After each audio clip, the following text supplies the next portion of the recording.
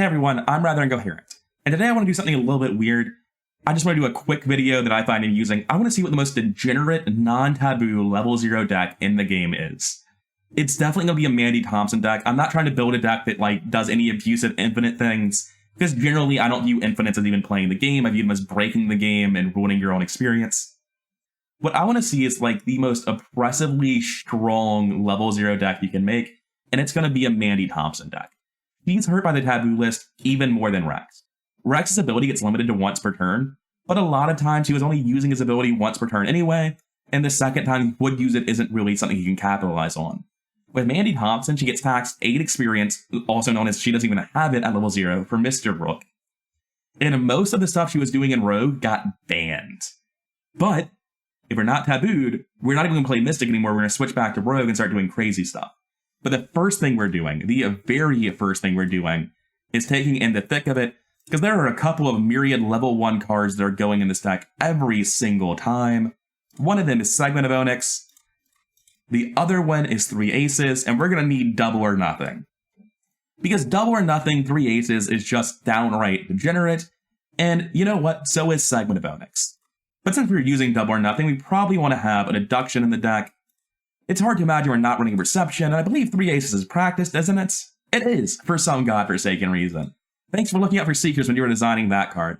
In that case, I'm going to throw in a Plan of Action and an A Practice Makes Perfect. And also, let's just get it out of the way now, we need Mr. Rook. At this point, the deck's done. I can already end the video, we finished. But there do have to be 12 more cards in the list. Unfortunately, I can't run Milan because I don't have the experience for Charisma. This is a level 0 deck. I can pick up easy marks. That's not bad. Maybe I spend my last experience on easy marks. This is a lot of myriad skills, isn't it? I think our economy is just astounding revelation easy mark, and we have very little we even need to pay for. Actually, is the deck so cheap that I don't even want easy mark? Is that what's happening? Yeah, that is what's happening. Just don't put expensive assets into the deck. Let's get a pair of magnifying glasses. We're trying to make the most degenerate thing in the world. Let's just go 1 magnifying glass, 1 occult lexicon. That's obviously more offensive. Is there anything degenerate I can do with a knowledge's power at level 0? I know it got tabooed for high level tomes, but I mean, you can still use this on low level stuff, right? What tomes or spells would I even abuse it with? I can do the thing I did with Harvey. I can run knowledge's power literally just to combo it with Feed the Mind. And then rather than ever playing the Feed the Mind, I'm just going to use knowledge's power from a hand. Test book 5 to 1, stomp the test, draw 3 cards, discard the Feed the Mind, and then draw another card. That's really only draw 2. That's not worth it. Let's just put Deep Knowledge in the deck and stop being cute.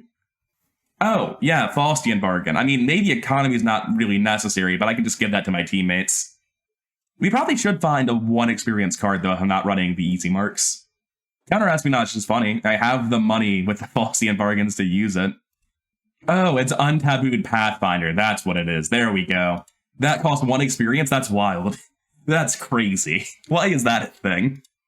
Looking at this, the deck is very clearly just crazy broken skills being duplicated with Practice Makes Perfect being assembled quickly with Mr. Rook, repeatedly assembling a Segment of Onyx pinned into the Queen combination. I understand what we're doing. I feel like we probably want either a clue finding event or just another asset that makes it more consistent. I'm not immediately sure which. I feel like I'm forgetting some cards because I'm just sort of going on a power trip here, remembering how crazy the non-taboo cards are. Double or Nothing's not banned. 3 Aces and Segment of Onyx don't remove from the game. Pathfinder's 1 experience. This is wild. I love this. I'm never going to play this, but I like just looking at how imbalanced the game used to be and appreciating how much better the taboo list improves it. Or alternatively, giving a guide to people out there who are playing non-taboo but really want to stomp the game. Whichever way you want to view it as. I mean, this is Degenerate. This is one of the fastest decks I've ever got into 28 cards, and I have no idea what I would ever cut. This all looks like final deck material. You can argue I should only run 1 Double or Nothing, because I'm only running 1 3 Aces per deck cycle anyway, and you want a Double or Nothing to 3 Aces, but I mean, I can just Double or Nothing a deduction check, it's fine. I can't believe Double or Nothing isn't practiced. Why doesn't everything work with Practice Makes Perfect? I mean, it basically does, though. Let's be real. For some reason, Promise of Power, I will take every chance I get to say this, Promise of Power is practiced. I don't know what that means thematically, but it also is available in 4 out of 8 Seekers. Just seems wrong to me. Do I just use all this economy to run intel reports?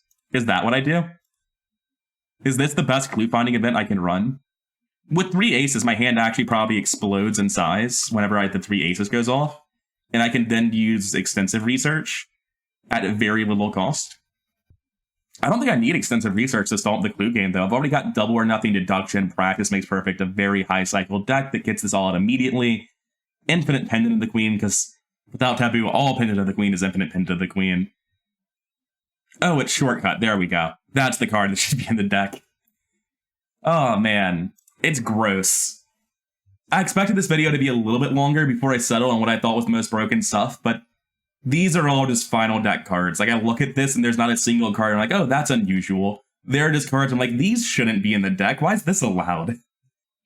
The big reason I wanted to make this video, though, is I just wanted to talk to you guys about what crazy pre-Taboo decks you've seen, whether it's things stomping at level 0 or crazy broken shenanigans at the end game. And I mainly want to do that because I wanted to appreciate how much further the balance has come with a Taboo list. Like, Mandy's still a really good character, but this level 0 Mandy deck is legitimately better than most current level 20 Mandy decks. And I mean, like, of course it was better, right? Because Mr. Rook Pathfinder is already 11 experience after Taboo, and the ban on double or nothing, the Taboos on Segment and 3 Aces, in my opinion, are easily worth another 8, probably 20 experience. These cards are just disgusting. It's wild what a pre-Taboo Mandy looks like. And I played with, like, something similar to this. When I first played Dark Matter months and months ago, back when it first had its Reddit release thread, I played through it with Mandy Thompson and Tony Morgan.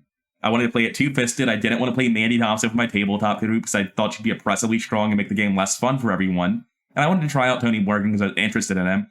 And I hadn't realized that he was just absolutely broken yet. And in that campaign, I went green. I wasn't using Taboo lists. I played something like this. And it's just fascinating to look at it now and be like, holy shit. No wonder you stomped. Look at this. It's so broken. The game just wasn't balanced without the Taboo list. Anyway, that's it for now. I just wanted to make a quick video to, A, make a Degenerate Mandy deck list and laugh about how fucking broken some of the interactions are. I'm looking at you, double or nothing, 3 aces. You know, just like commit deduction, double or nothing, all 3 copies of 3 aces. You're Mandy, that'll take you like maybe 4 turns. And then you get 4 clues, 6 cards, and 6 resources. Do it again in about 5 turns. It's gross. This is amazing, honestly. But yeah, I just wanted to have a brief video, didn't take too much effort to make, appreciating how much more balanced the game is now. Because when this was an untabooed deck, it wasn't like a question about is Mandy the best character in the game. She was. She clearly was. But now with Mr. Rook taxing her experience and all this crazy green stuff banned, and you have to run in Rapture to slowly charge your Pendant of the Queen instead of just reassembling it instantly, it's just so much better now. I really appreciate how much the Taboo list improves the game. I might not be a fan of hard difficulty, but the Taboo list is just fantastic. Anyways, so I've been rather incoherent. This has been a pretty short video. I hope you enjoyed it anyway, and I'll see you in the next one.